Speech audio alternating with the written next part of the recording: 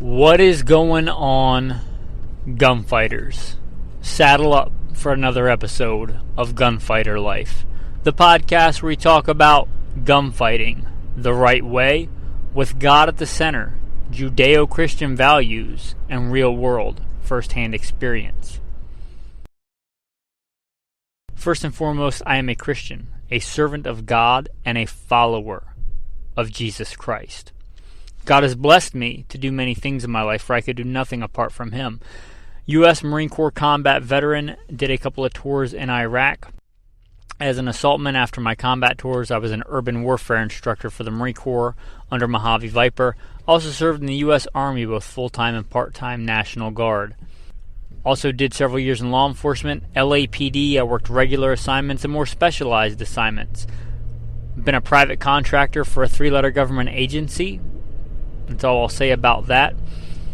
Been blessed to be a state rifle and pistol champion and West Coast regional rifle champion. Won more shooting competitions with the talent that God's given me than I can actually remember. Was blessed to be the commander of a tactical team in a large metropolitan area. Our primary job, the reason we primarily existed, was to stop active shooters. I got the opportunity to head up and be the commander of that team. I grew up around guns, hunting and shooting and competing at a very early age. Been blessed to hunt all over this beautiful country, from whitetail on the East Coast to mule deer on the West Coast, and bear and elk and all manner of things. I've even been a professional big game hunter and guide. But again, most importantly, I'm a Christian. And I am your host, Michael Melito. Welcome to Gunfighter Life. Where to start on this episode? In the last several years, it seems like there's a big trend in the hunting world and the shooting world for this long-range precision rifling. There's a couple of different disciplines. ELR. It's been a big push towards this in the community, and it's trickled into I wouldn't say trickled into, it's washed a lot into the hunting community. And that's just not how I hunt, which is fine. Not everybody has to hunt like me. Not everybody has to think like me. I am not Jesus Christ. I am not infallible. That's why I look to Jesus and follow Him. But you don't have to be like me. I like to spot and stalk and still hunt, primarily. I like light, handy, what I would consider very practical rifles. Not 10, 12, 18-pound rifles with big scopes and everything. I'm not putting that kind of hunting down. I think anything that gets, men off of Netflix or whatever, or off of TikTok or whatever, and gets them out in the field and harvesting game for their family is a good thing. But I think we'd have to admit, that's not how most of us hunt. I love hunting out west. I love hunting Idaho. I love hunting the western states. Nevada, Oregon, those places. I really do. Arizona, just beautiful. That said, I don't hunt like that. And the vast majority of the population, I think, lives east of the Mississippi here in America. Not to mention viewers in Europe and things like that. So, I don't imagine a lot of hunters in Georgia are shooting deer at 800, 900 yards. I don't imagine a lot of people in upstate New York, or even places like the Ozarks, Arkansas, that part of Oklahoma. I don't think they're shooting deer at 500, 600, 700 yards most of the time, if ever. So it seems like a lot of these brand new cartridges are being made for a very niche market, hoping that a bunch of other people will buy them. Now, I kind of stumbled across this on accident. One of probably my go-to bolt-action hunting rifle is a Kimber Adirondack. It weighs sub 5 pounds.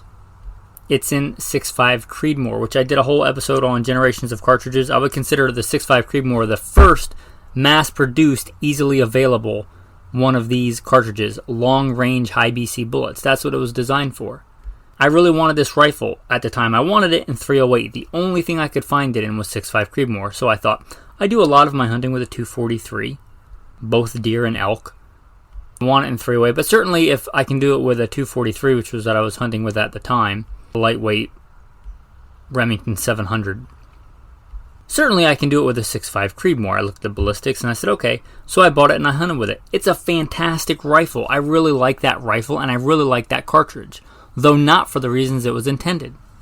I don't know that I've ever taken an animal with that past 250 yards, and if you listen to the bio, I've been a professional big game hunter and guide. It's great for that. It's great for that kind of range, and I've taken all kinds of animals with that rifle. It's a fantastic rifle.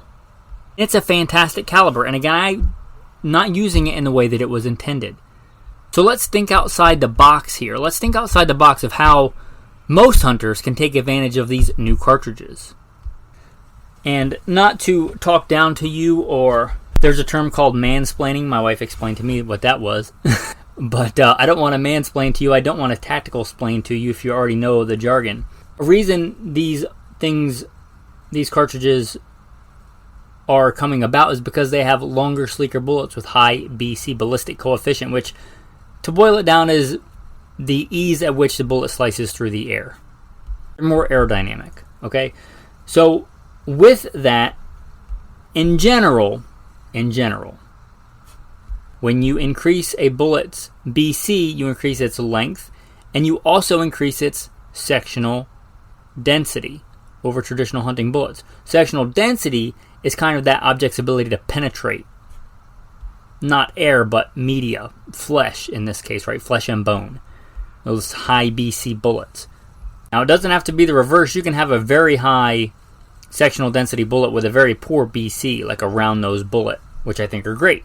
But in general, if you're going to get these longer, sleeker bullets, you're going to get not only higher ballistics coefficient, which is not a bad thing, right? There's nothing wrong with it, even if I'm not shooting out past 500 yards. I think ballistics coefficient is kind of a moot point, at least the kinds of fractions of a difference you're talking about between a traditional spire point bullet and the new high BC bullets inside, let's say, 250 yards, which I think is where the vast majority of animals are taken. I think it's a moot point. And I think way too many hunters spend too much time pontificating on this BC versus that BC, because they've been, I think, marketed to that way. But I'm going to submit to you that inside 250 yards, makes no difference. But you do gain the additional benefit of high sectional density. Let's look at some real-world numbers on that. I'm going to pick one. The 270. Just did an episode on it. It's a great vintage meat supplier. It has been putting deer and elk on the table for generations at this point. No disputing its effectiveness. The traditional, and I know some people like other grains, but can we agree that the traditional grain weight, classic loading for that, is a 130 grain bullet? The 270, if you don't know, takes .277 diameter bullets. That traditional 130 grain, and I'm going to pick a very traditional bullet. Sierra Pro Hunter. I could say we call that a classic, right? 130 grain bullet, ballistics coefficient of 0.436 and a sectional density of 0.24. Now lately there has been, well, we'll skip over the 270 Wisdom Winchester Short Mag and go to the new, what I would call, generation of this cartridge, the super high BC, super long range, slays Tyrannosaurus Rex at 1,000 meters. I just made that up. What's the plural of Tyrannosaurus? Tyrannosaurus? Saurusi? Anyway, I'm just joking there. But it's meant as this long, high BC super long range bullet, the 6.8 Western. It's still the 277 diameter bullet. They just, 6.8 is the metric designation. So let's look at some of these.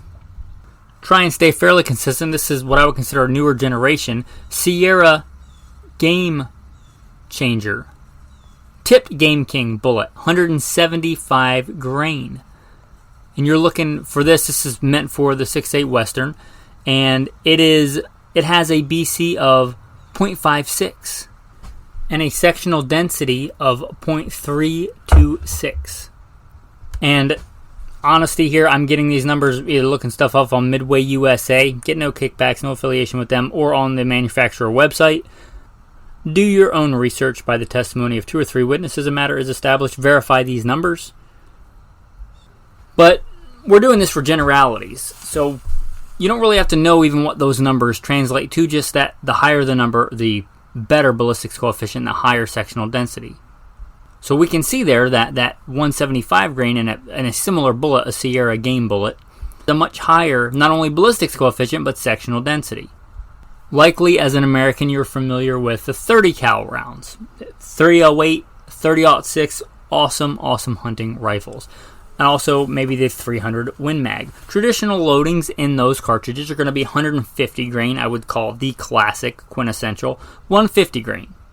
I didn't say best, I said probably most common and most classic. Up to 180 grain, that 165, 168 grain, 180 grain, in that weight range for those calibers. And been slaying deer and elk for a long time. A really good choice. And bear, and a lot of other things. They're a great choice. Let's look at one of the new versions of the 30 caliber rounds. 300 P.R.C. It's kind of the next generation of the 30 cal rounds for long high BC bullets. 300 P.R.C., the first hunting load that said hunting on it that I pulled up, was 212 grain bullet, ELDX. 212 grain. That's heavy for caliber. Now you might be saying, well, wait a minute, I can load 220 grains in my 30-06. You certainly can, and there's nothing wrong with it. It is a great killing round. From what I know in its reputation, a great even brown bear in Alaska killing round. Certainly deadly. And I would say a lot of that has to do with that high sectional density. So one of the reasons it's known for that big and dangerous game killing ability. Well, this also has high sectional density. It has a ballistics coefficient of 0.673, which I'm not one of these super long range guys. It has a sectional density of 0.319. Those are high numbers. Also, I would point out, to be fair, in general, from what I know about the 30-06 and 220 grain bullets, you're looking at around 2,400 feet a second, I believe. Again, verify these numbers for yourself. This is launching that 212 grain at 2860. And this is a very high BC bullet. Very high sectional density. Heavy for caliber bullet. I think a bullet that has a really good reputation is a Federal Terminal Ascent bullet. And that 300 P.R.C., you're looking at a 215 grain bullet. You're right in there with the old classic, really good 30-06 220 grain bullet. And let's look up some velocity on this. And you're looking at 2860. So a lot more. Now, to be fair, I would consider the 300 P.R.C. a Magnum cartridge. And to look it up, a traditional 220 grain bullet, which is a round nose, because it has to, again, be shorter to stabilize than a standard 30-06, sectional density of 0.331. And again, I don't know if legendary, but they're well known and well reputed for putting down big and dangerous game. We're approaching those same sectional density numbers with these new cartridges. So even though you may never ever want to hunt off a sandbag with a bunch of computer stuff, shoot deer or elk at 500, 600, 700 yards, doesn't mean you can't take advantage of some of these newer cartridges. To be fair, I think that my Kimber Adirondack sub 5 pound rifle with my LPVO, although it was an accident, I think I like it better in 6.5 Creedmoor than I would in 308. For one, in such a light, handy rifle, it's a fairly light recoiling, but still very deadly round. People might argue with how effective that round is on elk at 500, 600, 700 yards, but it certainly can be effective at 150 yards, which is where I plan on shooting most of my elk that far inside of that. Here's a big caveat with these. With proper bullet construction, a lot of these new cartridges are coming out with target bullets. Because, again, they were designed for super long range, so they want that precise accuracy. And I'm all for accuracy, but that bullet can't just hit the target. It has to kill the target when it gets there. Right? I could have a super accurate 204 Ruger that shoots quarter minute, shoots inside 0.25 inches at 100 yards, right? I could have a 204 Ruger, which if you don't know is a very small caliber, great for laying waste to prairie dogs. It could be crazy accurate. I'm not taking that on an elk hunt, right? I don't care how accurate it is. Not because it doesn't have super high BCs, because that bullet is not going to do what I want it to do when it hits that target. And that's going to an extreme to make a point. The bullet construction, to me, is more important than caliber. more important than caliber. Now you could go ridiculous. The best bullet construction in a 25 ACP is not going to be a great elk round, right? But most modern centerfire bottleneck rifle cartridges with proper bullet construction will kill an elk. Every elk I've ever taken has been with a 243, just coincidentally. That's what I was hunting with. The light, handy rifle that did what I needed it to do, hunting the mountains and things like that, with a proper bullet construction. And I loaded my own for a lot of that. And I knew enough about animals and hunting to limit my shots and to know when not to shoot. That being said, with proper bullet construction, any of these would be a good choice. Even if you don't use them for their intended purpose. Again, think outside the box. 6.5 Creedmoor, I think, is a good round. I've done a whole episode on that cartridge. It took me a long time to fall in love with that round. I thought it might be a flash in the pan, but it's here to stay. Now, I don't know the future. I don't see what the future holds. If I had to think about this logically, a lot of cartridges in times past have been doomed to obscurity, even though they're good cartridges. They just don't catch on. The 223 Winchester Super Short Mag. Great cartridge. I think a fantastic cartridge. Pretty obscure now, and it's not that old. Assuming some of these cartridges stay around and they're available to get ammo commonly in a couple of years, they'll be good rounds. The 6.5 Creedmoor is a good round. The 6.5 P.R.C., there's no reason that won't be as good a hunting round. It's more powerful. That doesn't always mean better. I don't want it in my Kimber Adirondack. But there's no reason you can't take advantage of these high sectional densities, which I like. They open up a lot of shot opportunities. Let's say on a quartering to or quartering away from you animal that you may not otherwise take. Again, that's one of the big advantages of sectional density. It penetrates media well. Again, with proper bullet construction. If you get some lightweight cup and core target bullet that's just going to split apart and lose its integrity and come into a bunch of pieces, that's not really going to help you in the sectional density department. But assuming proper bullet construction, going back to I saw one of the loads in the Federal Terminal Ascent, I've never used that bullet, but I know that it has a good reputation, or at least I think it has a good reputation for being a good game-taking bullet. So although you may live in the hills of Georgia, or the swamps of Georgia, or upstate New York, or, the White River area of Arkansas, any of these places where you're probably never ever going to shoot a deer at 500 yards or 400 yards or 350 yards, doesn't mean these aren't good cartridges and you can't take advantage of them. You may want a new rifle that can only find in one of these rounds. Doesn't mean that these rounds are bad. And here's one of the great things about these rounds. I think they open up a lot of flexibility if you hand load. And if you're talking about these kind of cartridges, I think you probably should. You're going to do any kind of volume of shooting and practice, because they're going to be expensive, right? They're not going to probably cost the same as your 30-30 ammo at Walmart. But I said you needed that, in general, faster twist rate to stabilize these longer bullets. Well, you can still shoot the lighter bullets a lot of times just fine in these faster twist rate rifles.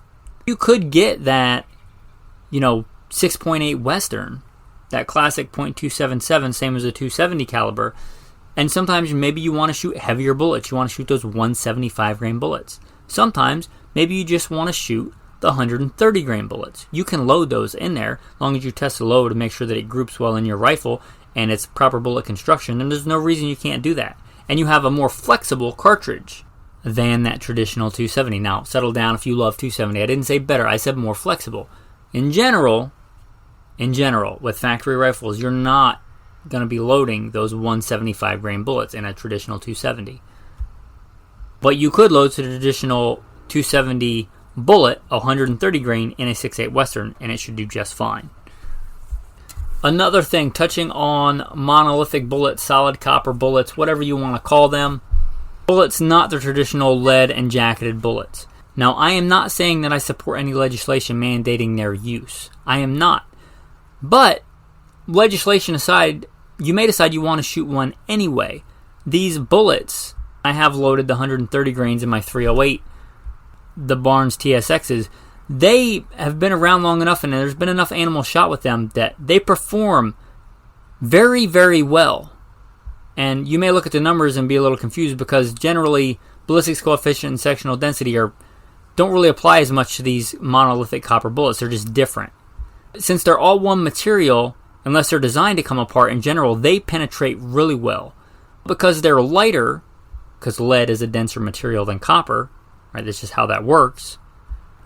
They're going to be longer for a given weight range. This will let you shoot those long for caliber monolithic bullets, and they should do very well in these kind of cartridges if you decide you want to go that route, because you don't want lead in your meat, or you just want the deep penetrating power with the high velocity because it's a lighter bullet, and you decide that's the bullet you want to shoot.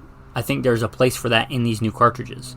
So again, to perhaps reiterate kind of the main thought of this, think outside the box. These cartridges are good cartridges, even if you don't ever intend on shooting an elk at 500 yards or 700 yards on the rolling, Palouse hills of Idaho, which are gorgeous. You never plan on taking a trip to Hell's Canyon, which I hope you do. It's beautiful country, despite the name. You can still take advantage of these cartridges, and it doesn't mean they're a bad cartridge. I really like my little Kimber Adirondack and 6.5 Creedmoor. So much so I did an entire episode on it. You could get, now you probably want to get it in a lighter rifle than a lot of these are chambered for, but assuming it's a nice handy rifle, these cartridges do have some real advantages, even if you take away the super long range stuff that a lot of hunters are never going to do. Let's touch on some. The 6.5 Creedmoor. I think the first really mass available one of these long range cartridges that came into the mainstay. There was plenty of Wildcats before it, 6.5 284 and things like that. But I'm talking mainstay. You could literally buy it at Walmart. I saw it at Walmart on the shelf the other day, last time I was looking at ammo. And it wasn't expensive. It's a great all-around cartridge. Again, I love 243. I love 308. 6.5 Creedmoor is right in the middle. It's a great cartridge, even if you don't shoot at long range. You got a little bit less powder capacity, but you can load it to higher pressures. I guess within specs, you could load a lot of these to higher pressures if you reload. But within specs, it's got a higher pressure rating, I do believe. It's a good cartridge. Now, if you take that and you want a little bit more power, you think, it's a good cartridge, but I'd like a little bit more power. The 6.5 P.R.C. There you go. And again, a good cartridge even if you don't want to shoot at long range. I would liken that to a very cool cartridge that never really caught on again. A lot of these good cartridges don't catch on. The 6.5 06. The 6.5 P.R.C. is probably better than that in a lot of ways. Moving up, the .277. Instead of the 270, now the 6.8 Western. Now, I'm not lining up to buy one, but I'll concede that, and because I don't even own a 270. Never have. But if you want kind of that medium, low recoil kind of size round that's still very capable and proven on elk, I would just be throwing out weird numbers, wild guesses, to guess how many elk have been put in the freezer by a 270. But quite a bit. And if you can do it with the traditional bullet weights of the 270, you certainly could do it with the much heavier bullets of the 6.8 Western. So, good cartridge. Assuming the bullets construction is adequate. Again, a lot of these new cartridges, they're coming with what I would consider target bullets. Assuming it's a good game bullet. Because the kind of hunting I do, I will take a much lower BC with really good bullet construction and performance over vice versa. But assuming that, it should be quite capable on pretty much any game. Say excluding like Alaskan brown bear. It's good 6.8 Western, good all around Western cartridge, good name. Also really good Eastern cartridge if you want to hunt anything east of the Mississippi. Good kind of medium ground there. 7mm I think is kind of a sweet spot. The 7x57 Mauser has killed who knows how many elephants, right? Lots. And that's what we would consider today a fairly anemic round compared to a lot of these newer rounds. It'll do it. 7mm is a good range. It always has been a good kind of medium. You could argue whether .277 is better or 7mm is better, but you can't argue, especially if you're a hand loader. There's a lot more options in bullets in 7mm, from really light to really heavy. There's a lot of options, not just in grain weights, but in different bullet manufacturers, different bullet constructions, affordability of components. 7x57 is great. The kind of Americanized version of that, the 7mm Aud 8 is great. The 7mm are great. 7 Rem Mag, not very efficient, but it's been proven as very effective. You look at the brand new hotness coming out right now, the 7 P.R.C. Just like we talked about the 6.5 P.R.C. and we'll get into the 300 P.R.C. A good cartridge. I see no reason why it couldn't really hunt anything in North America. Again, you may want a heavier bullet for some game or a different caliber for some game, but for pretty much anything, it should be adequate. And 7mm is a good balance of, let's say, projectile diameter. And then moving up to the 300 P.R.C. It's a big boy. I wouldn't want that in a mountain rifle for sure. If I was going mountain hunting with a mountain rifle, a lighter rifle, I'd go to one of the lighter options. But if you're planning on hunting flat land and not walking very far, or you're primarily hunting out of a stand, and you just love the 300 Win Mag and you want kind of a newer version of that, again, I think, especially if you hand load, a little bit more flexible in the 300 P.R.C. You might also look at the 300 Wisdom, which is a great round, but not really in this newer generation. But the 300 P.R.C., again, a lot of flexibility there, a lot of utilitarian use there. I would think certainly with the right bullet construction on that would be a fine cartridge for anything in North America, including brown bear. Anyway, some thoughts on the new cartridges because, again, the super long range stuff may not appeal or apply to you at all. Before I get to the tactical tip of the day, hopefully you'll consider supporting the show. If you like this not being just another gun commercial, telling you need a 18-pound rifle and a 20 power scope to hunt, or the new Gucci Flage because the deer may recognize you in last year's camo. If you appreciate that about this podcast, or just appreciate a good, entertaining gun podcast where there's not a bunch of taking the Lord's name in vain or blasphemies or just disgusting stuff in it. Anyway, if you want to support goodshepherdtraining.com or click the link for that or Patreon in the show notes. Anyway, with that, let's roll into the tactical tip of the day as a thank you for staying tuned. This is advice I gave to one of the patrons who has been working hard to get into hunting and was asking about butchering deer, butchering animals. And my main advice to him, and to you if you've never done it, relax, right? There's a lot of different ways to do it. If you are removing meat from bone, taking pieces off that animal, you're going to be okay. Yeah, you want to avoid getting guts all over everything and all that stuff, but really if you're taking meat off bone, or if you're taking a leg off and taking it off whole, however you want to butcher that animal, just be cautious with your knife handling skills and don't cut yourself. That's one of the main things I saw as professionally guiding and stuff like that. A lot of people get cut because they're cold and tired, wet, whatever. But be careful with the knife. But really, just get a feel for it. Don't be afraid to cut into an animal. You are descended from a long line of men that butchered animals and took meat off bones. It's not crazy hard. You can certainly get much better at it over time and develop skills with it and techniques with it, just like a lot of other things.